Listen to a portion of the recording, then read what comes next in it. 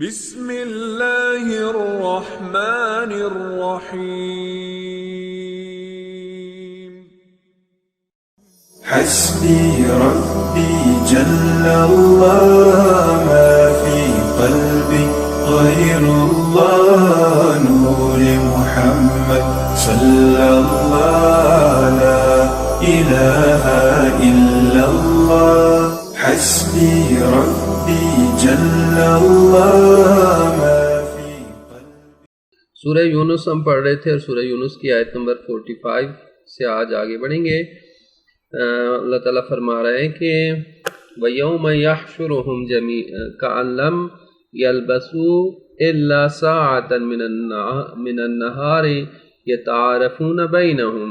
فرمایا کہ اور جس دن ہم ان سب کو جمع کریں گے، اکٹھا کریں گے قیامت والے دن، كَأَن لَّمْ يَلْبَثُوا، ایسے انہیں محسوس ہوگا کہ گویا کہ وہ نہیں ٹھہرے، نہیں رہے دنیا میں الا ساعۃ من النہار، مگر دن کے ایک گھڑی یا چند لمحے وہ ٹھہرے ہیں. یعنی جس دن ہم قیامت کے دن انہیں جمع کریں گے گویا کہ وہ نہیں ٹھہرے مگر ساعۃ من النہار، دن کا ایک گھنٹہ، دن کے چند پہر وہ ٹھہرے ہیں. یتعارفون بینہم، وہ آپس میں ایک دوسرے کو پہچان رہے ہوں گے، ایک دوسرے کو پہچانتے ہوں گے. قد خسر الذین کذبوا بلقاء اللہ، بالتحقیق نقصان اٹھایا، خسارہ اٹھانے والے وہ لوگ ہیں جنہوں نے جھٹلایا بلقاء اللہ، اللہ کی ملاقات کو. وما کانوا مہتدین، اور وہ ہدایت یافتہ نہیں تھے. یہاں پہ توجہ فرمائے کہ اس آیت میں بڑے خوبصورت انداز سے اللہ تعالیٰ نے قیامت کی منظر کشی کی ہے، اور ایک جہت سے یہ بھی بتا دیا کہ دنیا کی زندگی جتنی بھی لمبی انسان کو عمر مل جائے، بالآخر آخرت کے مقابلے میں دن کے ایک پہر سے زیادہ نہیں ہے. ساعۃ من النہار، یعنی دن کا ایک پہر. کہ قیامت کے دن وہ حقائق ہیں جن کو اللہ تعالیٰ بیان فرما رہا ہے، اور اگر ان کو ہم درک نہیں کریں گے، ان کو پر یقین نہیں کریں گے، باور نہیں کریں گے، تو پھر کب یقین کریں گے؟ اللہ تعالیٰ اس حقیقت کو بیان کر رہا ہے کہ جب قیامت کے دن لوگوں کو جمع کیا جائے گا تو آپس میں پوچھ رہے ہوں گے کہ ہم کتنا ٹھہرے ہیں دنیا میں، کتنے لمحے. تو کوئی کہیں گے مثلا ایک دن ٹھہرے، کوئی کہیں گے آدھا دن ٹھہرے، کوئی کہیں گے مثلا ایک پہر ٹھہرے ہم. تو فرمایا کہ کان لم، گویا اس طرح سے ہی وہ کہ گویا دن کا ایک حصہ، ساعۃ من النہار، دن کا ایک گھڑی جو ہے وہ ٹھہرے ہیں، اس سے زیادہ نہیں ٹھہرے وہ. اور وہ یتعارفون، آپس میں ایک دوسرے کو پہچان رہے ہوں گے، ایک دوسرے کے ساتھ جب ان کی نشست ہوگی ایک دوسرے کا تعارف، وہ جان رہے ہوں گے کہ دنیا میں ہم فلاں فلاں فلاں فلاں رشتے تھے، فلاں فلاں دوست تھے، فلاں سلسلہ تھا. یعنی دنیا کی زندگی اتنی مختصر ہے کہ آخرت میں جا کر ایسے لگے گا کہ گویا ہم بالکل چند لمحے دنیا میں ٹھہرے تھے، چاہے 60 70 سال 80 سال ہی کسی نے گزارے ہوں. تو آخرت میں دنیا کی زندگی اس کو بالکل چند پہر، چند لمحے لگے گا کہ ایسا ہے کہ گویا میں نے چند لمحے گزارے ہیں. اب وہ چند لمحے غفلت میں گزار دیے تو پھر وہاں پہ حسرت افسوس کرے گا کہ اے کاش میں دنیا کی یہ چند لمحے غفلت میں نہ گزارتا، اللہ کی اطاعت میں گزار دیتا. میں ساری زندگی یہ چند لمحے ہی تو تھے، میں ساری زندگی اللہ کی عبادت میں بسر کر دیتا. اور اس وجہ سے روایات جو ملتی ہیں کہ جو اس دنیا سے چلے گئے ہیں وہ افراد، ان کی حسرت اور ان کی افسوس اس بات پہ ہے کہ میں نے چند لمحے گوا دیے، وہ چند لمحے تو ملے تھے وہ گوا دیے. اور جب ان سے پوچھا جاتا ہے کہ آپ کی کیا سب سے بڑی حسرت ہے، وہ یہی کہتے ہیں کہ کاش میں چند لمحے ساری کی ساری سجدے میں گزار دیتا، ساری کی ساری اللہ کی عبادت میں گزار دیتا. یعنی اس طرح سے توقع، جیسے حضرت موسیٰ علیہ السلام نے جو وفات پا گئی ان کی والدہ، تو والدہ کو دیکھا آپ نے اور ان سے پوچھا، حضرت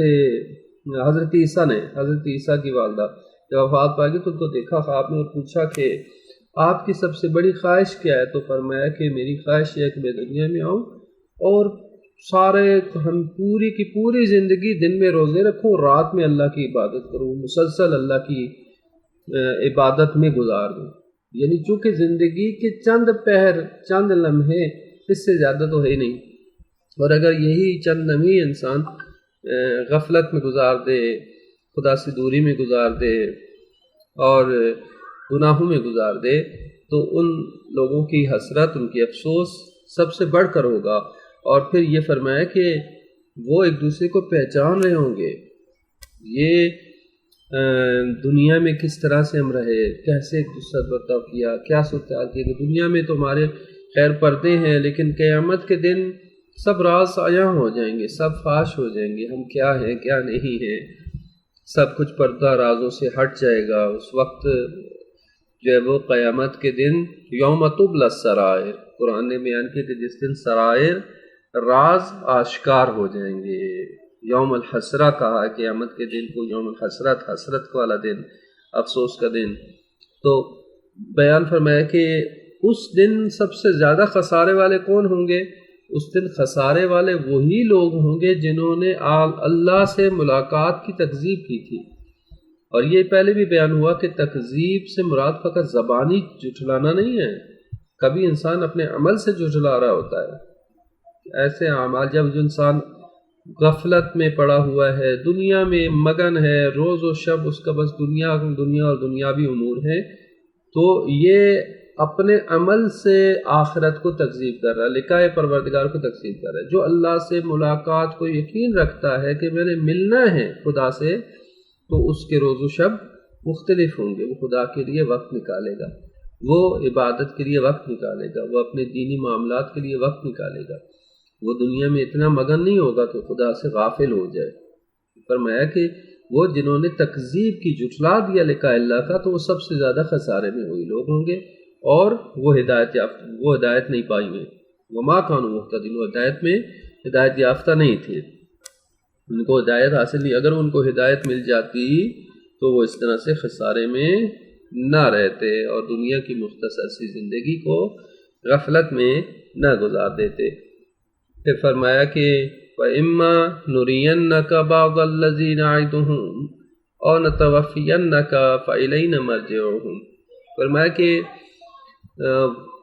وہ اگر ہم انہیں دکھلا دیں وہ بعض چیزیں جن کا ہم انہیں وعدہ کرتے ہیں، یعنی وہ عذاب کے جس کا ہم نے ان کافروں سے وعدہ کیا ہے، اگر آپ کو ہم دکھلا دیں وہ بعض عذاب جو ہم ان سے وعدہ کیا ہم نے، او نتوفینکا، یا آپ کو ہم دنیا سے اٹھا لیں، آپ کی وفات ہو جائے اور اس کے بعد جو ہے وہ انہیں ہم وہ عذاب دکھائیں، تو دونوں میں فرق نہیں ہے. فَإِلَيْنَا مَرْجِعُهُمْ، بس ہماری طرف ہی ان کی باز گشت ہے، ان کو لوٹنا ہے. ثم اللہ شہید، پھر اللہ ہی گواہ ہے علی ما یفعلون، اس پر جو وہ انجام دیتے ہیں. یعنی جس عذاب کا ہم نے ان کافروں سے وعدہ کیا یا وعدہ کر رہے ہیں، اس کا کچھ حصہ ہم آپ کی کو زندگی میں دکھا دیں یا آپ کو پہلے ہی دنیا سے اٹھا لیں، نتوفینہ کو اٹھا لیں، اور انہیں دوبارہ بعد میں ہم انہیں عذاب جو ان کے لیے مقرر کردہ ہے ان کو دکھائیں. بالآخر انہوں نے لوٹ کے تو ہماری طرف ہی آنا ہے، ہماری طرف ہی لوٹ کر آنا ہے. تو پھر جو کچھ وہ عمل انجام دے رہے ہیں خدا تعالیٰ اس کے اوپر شاہد ہے، گواہ ہے.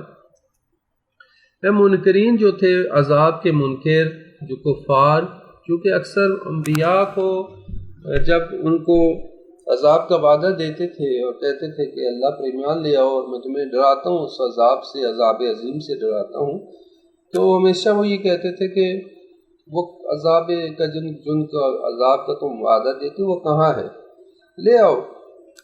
ٹھیک ہے، اسی طرح رسول خدا کو بھی یہ کفار مشرکین یہی طعنہ دیتے تھے کہ اگر تم اپنے بات میں سچے ہو تو وہ اللہ کا عذاب کہاں ہے جو تم کہہ رہے ہو اللہ کا عذاب ہوگا، اللہ کا عذاب ہوگا۔ انسان جو ہے وہ بہت جلد باز ہے اور اس جلد بازی کی وجہ سے اپنا نقصان کر بیٹھتا ہے۔ تو قرآن نے بارہا کہا کہ دیکھو اللہ کا جب عذاب آئے گا پھر ٹلنے والا تو نہیں ہے، اور پھر تمہیں کوئی فرصت بھی نہیں ملنے والی، پھر تمہاری چیخ تمہاری پکار کو بھی نہیں سننے والا، ٹھیک ہے۔ تو اس سے پہلے کہ تم اللہ سے عذاب مانگو، گزشتہ قوموں کے بارے میں عبرت حاصل کرو، گزشتہ قوموں کی تاریخ سے عبرت حاصل کرو۔ قوم عاد کہاں ہے، قوم سمود کہاں ہے، قوم لوط کہاں ہے؟ یہ لوگ وہ لوگ تھے کہ جو اللہ کے عذاب سے نہیں ڈرتے تھے، اور جب ان کے نبی ان کو کہتے تھے کہ اللہ کے عذاب سے ڈرو تو وہ کہتے تھے کہاں ہے اللہ کا عذاب، یعنی انہیں مذاق سمجھا ہوا تھا۔ اور جب اللہ کا عذاب آیا تو پھر ان کو مہلت نہیں ملی، اور پھر اس کے بعد ہمیشہ ہمیشہ کے لیے جہنم، عذاب سعیر، بھڑکتی ہوئی آگ میں، اور پھر اس کے بعد ان کی چیخ و پکار سننے والا کوئی نہیں ہے۔ فرمایا کہ نہ ان کے لیے کوئی لشکر آیا مدد کے لیے، نہ کسی نے ان کی چیخ و پکار کو سنا۔ اس کے بعد جو ہے وہ پھر اللہ کا جب عذاب آ جاتا ہے تو پھر کوئی مہلت نہیں ملتی۔ تو لہٰذا یہاں یہ بیان فرمایا رسول خدا سے کہ اے رسول آپ صبر کریں، فصبر، آپ صبر کریں، اللہ کا وعدہ حق ہے۔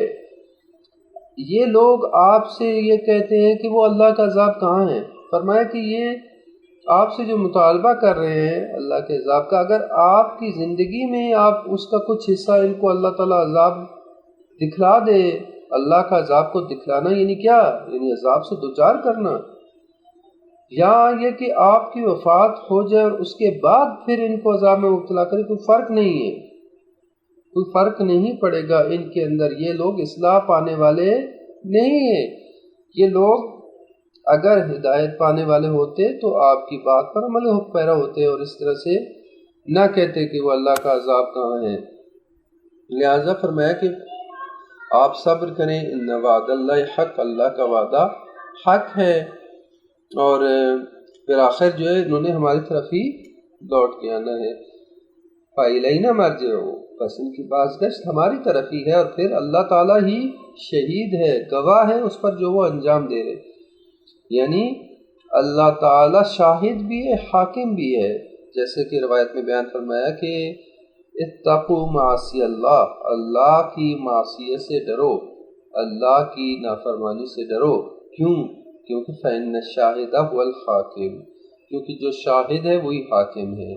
اللہ کو کسی گواہ کی ضرورت نہیں ہے، کیونکہ خدا خود شاہد بھی ہے، خود ہی حاکم بھی ہے، قضاوت کرنے والا بھی خود ہے۔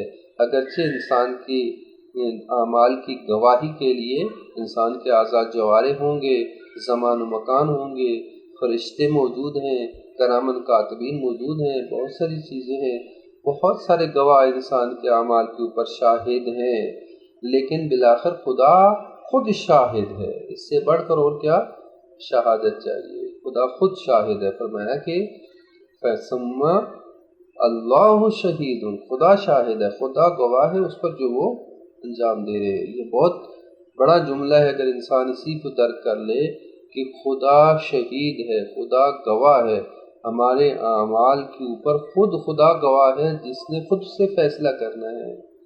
لیکن انسان کتنا غفلت میں ہے۔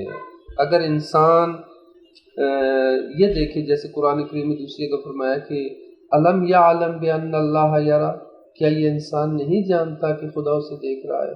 کس طریقے سے اللہ تعالیٰ انسان سے مخاطب ہے کہ انسان کہ تو نہیں جانتا کہ ان اللہ یرا، کہ خدا تجھے دیکھ رہا ہے۔ اللہ تعالیٰ دیکھ رہا ہے، لیکن اللہ کا تحمل، اللہ تعالیٰ کا صبر کتنا ہے کہ انسان کو گناہوں میں دیکھتا ہے پھر بھی تحمل کرتا ہے، اور پھر بھی انسان اگر توبہ کرتا ہے تو پھر بھی اس کو معاف کر دیتا ہے۔ کتنا ارحم الراحمین ہے، کتنا اللہ تعالیٰ صبر کرنے والا اور کتنا تحمل کرنے والا ہے کہ انسان کی معصیت کو دیکھتا ہے، خدا کی حکم عدولی کرتا ہے انسان، اس کی مقام عظمت اور اس کے عظیم مرتبے کی ایک طرح سے توہین کرتا ہے کہ خدا کے مقابلے میں انسان گناہ کرتا ہے، اور پھر انسان خدا تعالیٰ دیکھ بھی رہا ہے، شاہد بھی ہے، پھر انسان توبہ بھی کر لے تو اس کو معاف کر دیتا ہے۔ اس سے بڑھ کر کون سا رب کریم پروردگار ہوگا؟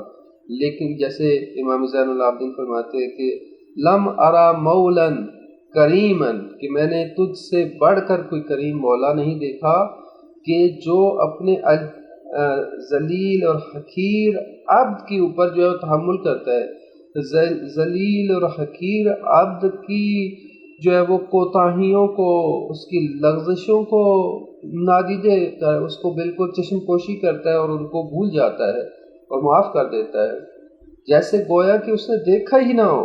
یعنی اس طریقے سے اللہ تعالیٰ جو ہے وہ معاف کر دیتا ہے کہ گویا کان لم یرا ہو، گویا اس کو دیکھا ہی نہ ہو، یعنی دیکھ کر بھی ایسے لگتا ہے جیسے خدا نے اس کو دیکھا ہی نہیں ہو۔ بلکہ برعکس، اگر کوئی گناہ کے بعد معصیت توبہ کرتا ہے، دل سے توبہ کر کر اپنے آپ کو صحیح راستے پہ لے آتا ہے تو اللہ تعالیٰ اس کی گناہوں کو نیکیوں میں بدل دیتا ہے۔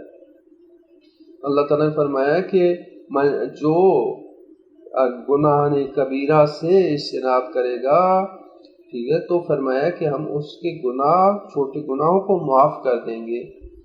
اور اگر کوئی نیکی انجام دیتا ہے تو ان الحسنات یذہبن السیئات، نیکیاں انجام دینے سے انسان کے گناہ مٹ جاتے ہیں، معاف ہو جاتے ہیں۔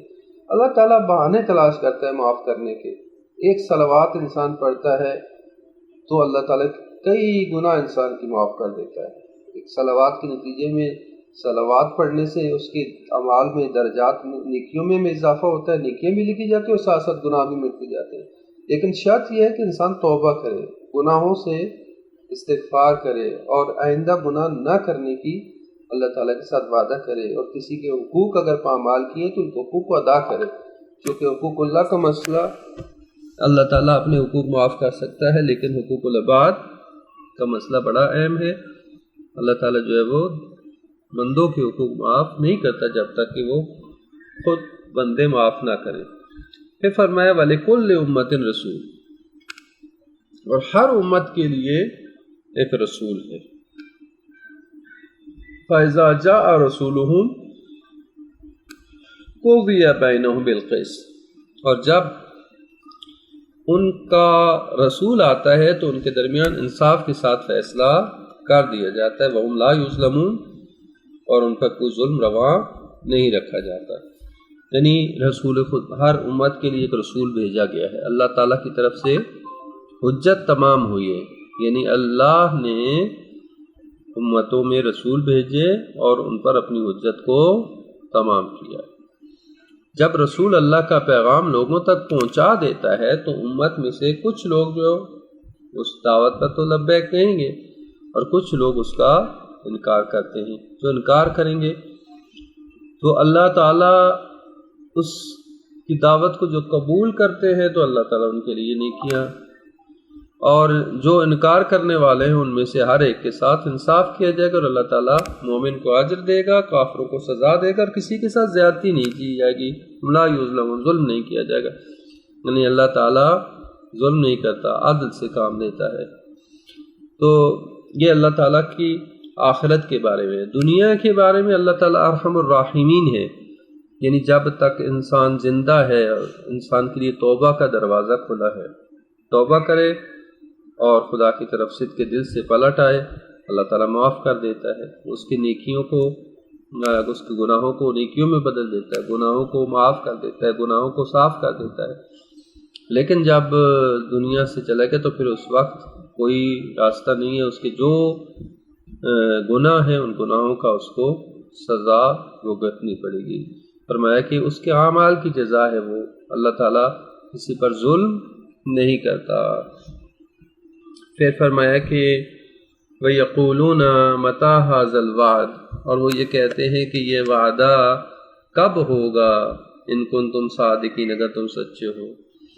یعنی جیسے پہلے بھی بیان ہوا کہ گزشتہ انبیاء سے بھی اور رسول خدا سے بھی لوگ یہ کہتے تھے کہ آپ جو کہہ رہے ہیں کہ اللہ کی طرف سے عذاب آئے گا اور قیامت ہے اور یہ اس طرح کی جو چیز جنت و جہنم ہے، تو یہ کہاں ہے اللہ کا وعدہ؟ اگر تم سچے ہو تو اللہ کا وعدہ لے آؤ۔ تو یہ گزشتہ قوموں نے بھی اس طرح سے جو ہے وہ اللہ کے عذاب کو طلب کیا اور پھر ان پر عذاب آیا۔ لہذا انسان کو ڈرنا چاہیے، خوف رکھنا چاہیے بجائے اس کے کہ جری ہو جائے اور اللہ تعالیٰ کے عذاب کو طلب کرے۔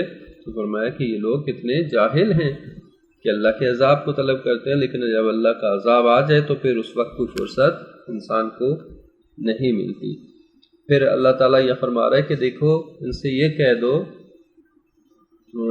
قُلْ لَا أَمْلِكُ لِنَفْسِي ضَرًّا وَلَا نَفْعًا، اسے کہہ دو کہ میں مالک نہیں ہوں اپنے نفس کا، کہ اپنے نفس کے لیے میں ضرر، نقصان اور فائدے کا مالک نہیں ہوں، یعنی میں اپنے نفس کا بھی اختیار نہیں رکھتا کہ مجھے کوئی فائدہ ملے خدا کی طرف سے یا نقصان ملے، یعنی میں کوئی ضمانت خدا کی طرف سے میرے لیے بھی کوئی ضمانت نہیں ہے، الا ماشاء اللہ، مگر یہ کہ جو اللہ تعالیٰ چاہے، جس حد تک اللہ تعالیٰ چاہے اور عنایت کرنا چاہے اس حد تک مجھے اختیار حاصل ہے، اس سے بڑھ کر نہیں ہے۔ اور پھر لِكُلِّ أُمَّةٍ أَجَلٌ، دوسری بات یہ کہ اللہ فرما رہے کہ ہر امت کے لیے ایک مقررہ وقت ہے، گزشتہ امتوں کے لیے بھی تھا، اس امت کے لیے بھی، ہر امت کے لیے ایک مقررہ وقت ہے، اس وقت تک اللہ تعالیٰ مہلت دیتا ہے۔ اذا جاء اجلهم، جب اس کا مقررہ وقت آ جائے، فلا یستاخرون ساعة ولا یستقدمون، تو پھر جو ہے وہ ایک گھڑی نہ تو اس کو تاخیر کر سکیں گے ولا یستقدمون، اور نہ ہی تقدیم، یعنی تم عذاب کا مطالبہ نہ کرو، یہ نہ کہو کہ یہ اللہ کا وعدہ کب ہے، چونکہ جو منکرین عذاب تھے، منکرین تھے، یہ طنز کرتے تھے، تعریض کرتے تھے، تکذیب کرتے تھے، جھٹلاتے تھے، کہتے تھے کہ وہ کہاں ہے اللہ کا وعدہ جس کے تم کہتے ہو، اگر تم سچے ہو تو لے آؤ عذاب، کب یہ عذاب آئے گا، کب یہ فیصلہ ہوگا، کب وہ اللہ تعالیٰ کی حکومت جو ہے وہ پنچایت ہوگی اور اس میں جہنمیوں کو جہنم میں بھیجا جائے گا اور جنتیوں کو جنت میں بھیجا جائے گا، یعنی اس طرح کی باتیں۔ تو اللہ تعالیٰ نے جواب میں یہ فرمایا کہ ان سے کہے رسول کہہ دیجئے کہ میں تو فقط اللہ کا وعدہ تمہیں تک پہنچانے والا ہوں، اللہ کی باتیں تم پر پہنچانے والا ہوں، میں اپنے بارے میں بھی مکمل اختیار نہیں رکھتا اپنے نفع و نقصان کا، کیونکہ رسول بھی عبد خدا ہیں، یعنی ہم کہتے ہیں اشہد ان محمدن عبدہ و رسول، پہلے عبد ہیں، جو عبد ہوتا ہے وہ اپنا اختیار نہیں رکھتا، یعنی یہ عبودیت کا بیان ہے، یعنی اس کا مطلب یہ نہیں ہے کہ رسول خدا صلی اللہ علیہ وآلہ وسلم ہم جیسے ہیں، ٹھیک ہے، بعض نے اس سے مطلب یہ لیا ہم جیسے ہیں، نہیں، ہم جیسے نہیں ہیں، وہ رسول خدا ہیں، وہ خدا تعالیٰ کے نمائندے ہیں، وہ خلیفۃ اللہ ہیں، وہ ولی اللہ ہیں، ہم جیسے نہیں ہیں۔ ہاں، بشریت میں عبد ہونے میں یہاں پہ جو بیان کیا جا رہا ہے، عبودیت کو بیان کیا جا رہا ہے، وہ عبد محض الہی ہے۔ جو عبد ہوتا ہے اس کا اپنا اختیار نہیں ہوتا، عبد اپنے مولا کے حکم کے تابع ہوتا ہے، تو یہاں عبودیت کو بیان کیا جا رہا ہے، لا املک لنفسی نفعا ولا ضرا، یعنی کیا مطلب، یعنی میں اللہ کا عبد ہوں، تو عبد جو ہے وہ کبھی اپنا اختیار نہیں رکھتا، میرا اختیار خدا کے ہاتھ میں ہے، لیکن معلوم ہے کہ الا ماشاء اللہ سے کیا مراد ہے، الا ماشاء اللہ یہ کیا استثناء کیا جا رہا ہے، یعنی اللہ نے جو مجھے قدرت، جو مجھے اختیار، جو مجھے مقام دیا ہے وہ خدا تعالیٰ کی عطا کردہ ہے، اگر میں رسول ہوں، اگر میں الہی نمائندہ ہوں، اگر مجھے میرا کوئی مقام حاصل ہے مجھے، تو وہ کس بنیاد پہ ہے، وہ خدا کی عنایت شدہ ہے، یعنی میرے پاس اپنا کچھ نہیں ہے، یہی تو عبودیت ہے۔ اس سے الٹ مطلب لیا بعض نے اور رسول خدا کو بشر بنا دیا، عام بشر ہیں، خاکی بشر ہیں، ہم جیسے ہیں جی، ان کے پاس کچھ بھی نہیں ہے، نہیں، اس سے مراد یہ نہیں ہے کہ ان کے پاس کچھ نہیں، ان کے پاس اللہ کا دیا وہ بہت کچھ ہے، لیکن یہاں بیان مقام عبودیت ہے، جیسے مولا علی فرماتے کفا لی فخر ان اکون لک عبدا، میرے لیے فخر کے لیے یہی کافی ہے کہ میں تیرا عبد ہوں، میں تیرا بندہ ہوں۔ وہ اپنی بندگی کے مقام پہ اپنے آپ کو عبد محض الہی کہتے ہیں کہ ہم کچھ بھی نہیں ہیں سوائے خدا، خدا ہی خدا ہے، وہی کو سب کچھ ہے. لیکن جب مقام ولایت کی بات ہے، مقام رسالت کی بات ہے اور خدا کی طرف سے ایک نمائندہ ہونے کی بات ہے، تو خدا کا نمائندہ ہونا کوئی عام بات نہیں ہے. ہر بندہ تو خدا کا نمائندہ نہیں بن سکتا، ہر بندہ تو جانشین خدا نہیں بن سکتا، ہر بندہ خلیفۃ اللہ تو نہیں بن سکتا. وہ خلیفۃ اللہ ہے، اور خلیفۃ اللہ کا مقام جتنی خدا کی عظمت ہے اسی عظمت کے اعتبار سے خلیفۃ اللہ کا مقام بھی اتنا ہی بلند ہے، جو عام انسان کی سوچ سے بھی بالا تر ہے، ہم جیسے لوگوں کی فکر اور سوچ سے ہی بالا تر ہے، فرشتوں سے بلند مقام ہے ان کا. تو لہٰذا اس آیت کو اس عبودیت کے تناظر میں آپ دیکھیں تو جی بالکل رسول کہہ رہے کہ میں جب مقام عبودیت میں ہوں تو میں کچھ بھی نہیں رکھتا اختیار، لیکن اللہ ماشاء اللہ، مگر جو مجھے اللہ عنایت دے، جو اللہ عنایت دیتا ہے تو پھر اللہ تعالیٰ نے ان کو جو عنایت کیا ہے وہ بہت بلند ہے. اور اس لیے دوسری آیت میں فرمایا کہ عنقریب آپ کا رب آپ کو عنایت کرے گا. فَسَيُؤْتِيكَ رَبُّكَ فَتَرْضَىٰ، عنقریب آپ کا رب آپ کو عنایت کرے گا، فَتَرْضَىٰ، آپ راضی ہو جائیں گے. تو مقام رضایت پر فائز ہیں رسول خدا اور اسی طرح امام معصومین علیہ السلام. پھر اگلی آیت میں یہ ارشاد فرمایا کہ قُلْ أَرَأَيْتُمْ إِنْ أَتَاكُمْ عَذَابُهُ بَيَاتًا أَوْ نَهَارًا، فرمایا کہ ان سے یہ کہہ دو کہ تمہارا کیا خیال ہے. ارائیتم کا لفظی معنی یعنی تم نے کیا دیکھا، لیکن یہ محاورہ ہے. ارائیتم یعنی مراد یہ ہوتا ہے کہ تمہارا کیا خیال ہے. قل کہہ دو ارائیتم، تمہارا کیا خیال ہے. ان اتاکم عذابہ، اگر اس کا عذاب آ جائے بیاتن و نہارن، رات کو یا دن کو، رات کے وقت جب تم سو رہے ہو اس وقت اللہ کا عذاب آ جائے، یا دن کو جب تم کاموں میں مشغول ہو جائے وہ اس وقت اللہ کا عذاب آ جائے. رات کو بھی آ سکتا ہے، دن کو، جب بھی چاہے اللہ کا عذاب آ جائے. ماذا یستعجل منہ المجرمون، تو ایسی کون سی چیز ہے جس کے لیے مجرم جلد بازی کر رہے ہیں. اللہ تعالیٰ کی مرضی ہے، اللہ جب چاہے عذاب بھیج سکتا ہے، لیکن اللہ نے اگر تمہیں فرصت دی ہے تو اس فرصت سے استفادہ کرو. اسے کہتا کہ تمہارا کیا خیال ہے کہ اللہ کا عذاب، تم روز سو رہے ہو، رات کی تاریکی میں تم بے خبر ہو، سوتے ہوئے اللہ کی طرف سے تمہارے اوپر عذاب آ جائے تو تم کچھ کر سکتے ہو؟ یا دن کے پہر میں تم چل پھر رہے ہو، اپنے کاموں میں مشغول ہو اور اللہ کی طرف سے فوراً عذاب آ جائے تم پر، تو تم کچھ کر سکتے ہو؟ تمہارے اختیار میں کچھ ہے؟ کچھ نہیں ہے. جب نہیں ہے تو پھر کیا جلدی ہے تمہیں؟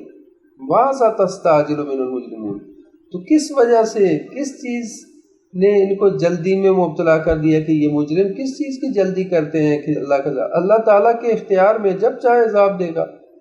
تم جلدی نہ کرو عذاب کے معاملے میں. پھر فرمایا کہ اثم اذا ما وقع آمنتم به، فرمایا کہ کیا جب اللہ کا عذاب آئے گا اس وقت تب اس پر تم ایمان لاؤ گے. اثم اذا ما وقع، جب وہ عذاب واقع ہوگا، آمنتم بھی، اس وقت تم ایمان لاؤ گے. فرمایا فائدہ نہیں اس وقت جب عذاب آ گیا تو ایمان لانے کا فائدہ نہیں ہوگا. کیا فرمایا؟ الان، اب ایمان لاتے ہو. وقد کنتم بھی تستعجلون، در حالی کہ تم اس کو جلدی طلب کرتے تھے، جبکہ تم بڑی جلدی میں تھے. یہ کہتے تھے کہاں ہے اللہ کا عذاب، یعنی اس وقت ہمارے فرشتے تم سے یہ کہیں گے کہ اب تم ایمان لاتے ہو، اب تمہیں ایمان لانے کا فائدہ نہیں ہے، تم تو بڑی جلدی میں تھے. کہتے تھے کہاں ہے اللہ کا عذاب، اب آ گیا عذاب، لو مزے. یعنی اللہ تعالیٰ کتنا کھول کے بیان کر رہے ہیں کہ لہٰذا جلد بازی سے کام نہ لو. اور تم سے پہلے قوموں نے یہ کہا کہ کہاں ہے اللہ کا عذاب، اور جب انہوں نے مطالبہ کیا اور ان پر اللہ کا عذاب آ گیا پھر ان کو مہلت نہیں دی گئی. لہٰذا یہ نہ کہو کہ کہاں ہے اللہ کا عذاب. اگر اپنی اصلاح کر سکتے ہو اصلاح کرو.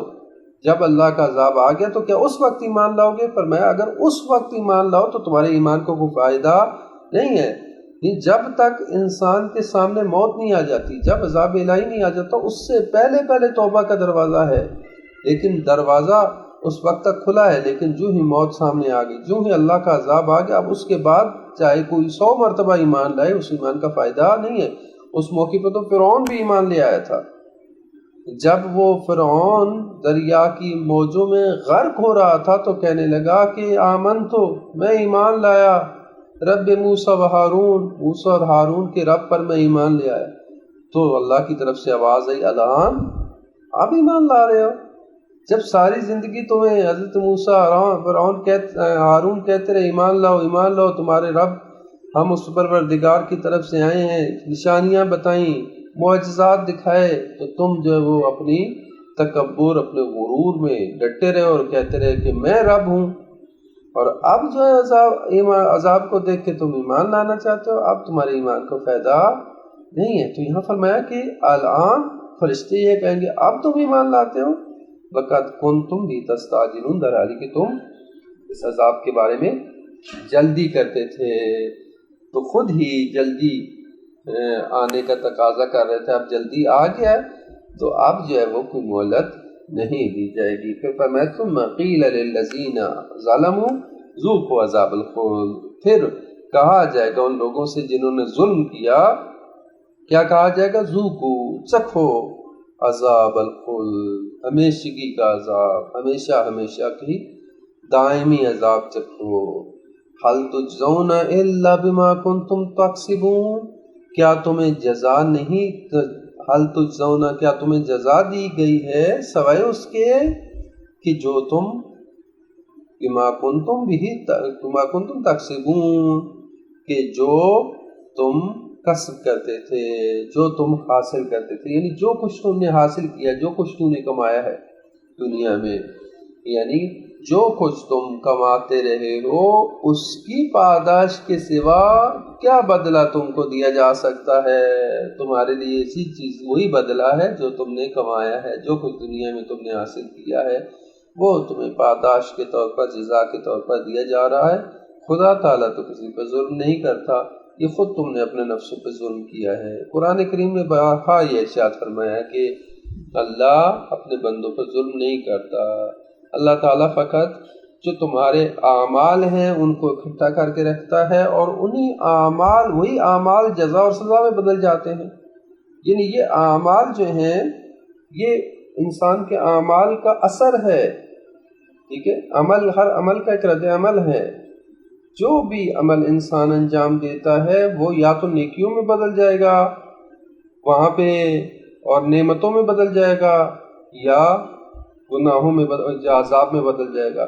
یعنی انسان کے اپنے ہی اعمال ہیں جو نعمتوں اور سزا کی صورت میں اس کے سامنے آ جائیں گے۔ خدا تعالیٰ فرما رہا ہے میں خود سے کوئی عذاب نہیں دیتا تمہیں، یہ عذاب خود تم اپنے لیے آمادہ کرتے ہو۔ اللہ کسی پر ظلم نہیں کرتا، لیکن الناس انفسهم یظلمون، لوگ خود اپنے نفسوں پہ خود ظلم کرتے ہیں، یہ ظلم ہے۔ اللہ تو ارحم الراحمین ہے، خدا تو چاہتا ہے کہ تم جو گناہ کیے ابھی دنیا سے میں اس کو گناہوں کو مٹاؤ اپنے لیے، خدا کے حضور میں توبہ کرو، صدق کے دل سے گڑ گڑاؤ، رو گریہ کرو، خدا تعالیٰ تمہارے گناہوں کے آثار کو مٹا دے گا۔ خدا فرماتا ہے کہ میں تمہارے گناہوں کو معاف کر دوں گا، گناہوں کے آثار کو بھی مٹا دوں گا۔ یعنی اللہ تعالیٰ تو براخر قدرت رکھتا ہے آثار انسان کو، لیکن جب انسان دنیا میں خدا کی طرف رجوع نہ کرے اور انہی گناہوں کی لپیٹ میں رہ کے گناہوں کے ساتھ آخرت میں چلا جاتا ہے، تب اس کی جو اس نے ذخیرہ کیا ہوا ہے اس کو ملنا ہے۔ اگر نیکیاں ذخیرہ کی تو نیکیوں کی صورت میں نعمتیں مل جائیں گی، اگر اپنے گناہوں کو لے کے، گناہوں کا پنڈورا لے کے گیا ہے تو وہ اس کی جزا جو کچھ بھی ہے اس کو وہاں پہ مل جانی ہے۔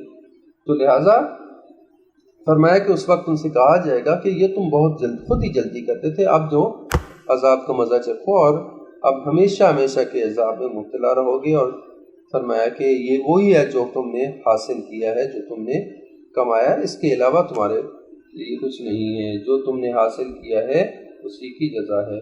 پھر فرمایا کہ وَيَسْتَنبِئُونَكَ أَحَقٌّ هُوَ، اور وَيَسْتَنبِئُونَكَ، اور وہ پوچھتے ہیں تم سے، یہ لوگ آپ سے سوال کرتے ہیں، پوچھتے ہیں، دریافت کرتے ہیں، أَحَقٌّ هُوَ، کیا یہ حق ہے، یعنی جو کچھ آپ کہہ رہے ہیں، جو وعدہ عذاب دے رہے ہیں، جو قیامت کی بات کر رہے ہیں، یہ سب حق ہے۔ قل ای وربی، کہہ دو جی ہاں میرے رب کی قسم یہ حق ہے، انہ لحق، بے شک وہ حق ہے، وما انتم بمعجزین، اور تم اللہ کو کسی طرح بھی عاجز نہیں کر سکتے۔ یعنی یہ پوچھتے ہیں کہ کیا یہ واقعی یہ سچ ہے جو تم کہہ رہے ہو؟ کہو کہ میرے رب کی قسم بالکل یہ سچ ہے، تم اتنا جو ہے وہ بلبوتا نہیں رکھتے کہ اسے ظہور میں آنے سے روک دو۔ اللہ تعالیٰ کی طرف سے جو عذاب کا وعدہ ہے اور اللہ تعالیٰ کی طرف سے جو وعدہ مقرر کیا گیا ہے کہ قیامت کا دن ہے، عذاب و جزا کا دن ہے، وہ ہو کے رہنا ہے۔ خدا کو تو تم عاجز نہیں کر سکتے، خدا کے نظام میں خلل نہیں ڈال سکتے، لہذا جو ہے وہ اللہ کے طرف سے جو وعدہ ہے اس کی انتظار میں رہو، اور اللہ تعالیٰ کا وعدہ حتمی ہے، ہو کے رہے گا۔ پھر فرمایا کہ وَلَوْ أَنَّ لِكُلِّ نَفْسٍ ظَلَمَتْ مَا فِي الْأَرْضِ لَافْتَدَتْ بِهِ، فرمایا کہ اور یہ کہ ہر نفس کے لیے جو اس نے ظلم کیا ہے، جس شخص نے اپنے نفس پر ظلم کیا ہے، اگر اس کے لیے ما فی الارض، زمین میں جو کچھ ہے سب کا سب اس کے اختیار میں ہو، سب اس کی ملکیت میں آ جائے، لفتدت بھی، اور وہ سب کا سب مال اس کو فدیے کے طور پر دے دے، فدیے کے طور پر دے دے اپنی جان چھڑانے کے لیے، تو تب بھی کوئی فائدہ نہیں۔ جس نے ظلم کیا ہے، اگر اس کے پاس روئے زمین کی ساری دولت بھی آ جائے، تب بھی وہ عذاب سے بچنے کے لیے یہ پوری دولت اگر فدیہ دینے پر آمادہ بھی ہو جائے، تب بھی اس کو کوئی فائدہ نہیں ہوگا، عذاب سے نہیں بچ سکے گا۔ وَأَسَرُّ النَّدَامَ، اور وہ ندامت کو چھپائیں گے، یعنی دل ہی دل میں پشیمان ہوں گے، اپنی ندامت، اپنی رسوائی کو چھپانے کی کوشش کریں گے۔ لَمَّا رَأَوُا الْعَذَابَ، جب وہ عذاب کو دیکھیں گے۔ وَقُضِیَ بَیْنَهُم بِالْقِسْطِ، اور ان کے درمیان قسط، عدل کے ساتھ فیصلہ کر دیا جائے گا۔ وَهُمْ لَا يُظْلَمُونَ، اور ان پر ظلم نہیں کیا جائے گا، ان کے اعمال کی جزا دی جائے گی۔ بہت ہی چونکا دینے والی آیات ہے۔ فرمایا کہ وہ شخص جس نے اپنے نفس پہ ظلم کیا ہے، جو ظالمین ہیں، جو گناہ گار ہیں، جنہوں نے توبہ نہیں کی، جو اللہ کی عذاب کو جھٹلاتے رہے، جو اللہ سے ملاقات کو جھٹلاتے رہے، جو غفلت میں رہے، فرمایا کہ یہ ایسے افراد ہیں جو ظالم ہیں، اگر ان کے پاس پوری کی پوری کائنات، پوری دنیا کا سب کچھ مال و دولت ان کے اختیار میں ہو، ان کو دے دیا جائے، اور اس سب کا سب وہ فدیہ کر دیں کہ اس کے بدلے میں ان کی جان بچ جائے اور وہ عذاب سے بچ جائیں، تو تب بھی فرمایا کہ اس کو کوئی فائدہ نہیں ہوگا، کوئی فائدہ نہیں ہوگا، وہ عذاب سے نہیں بچ سکیں گے، اور رسوائی کے سوا ان کے لیے کچھ بھی نہ ہوگا۔ رسوائی کا عالم یہ ہوگا کہ اپنی ندامت کا اظہار بھی نہیں کر پائیں گے، دل ہی دل میں پچھتاتے رہیں گے، اور اس وقت یہ فرمایا کہ مجرمین کو فیصلہ عدل کے ساتھ کر دیا جائے گا، اور ان پر ظلم نہیں ہوگا، بلکہ جو کچھ انہوں نے کیا ہے اس کی جزا دی جائے گی۔ اللہ تعالیٰ کسی پر ظلم نہیں کرتا۔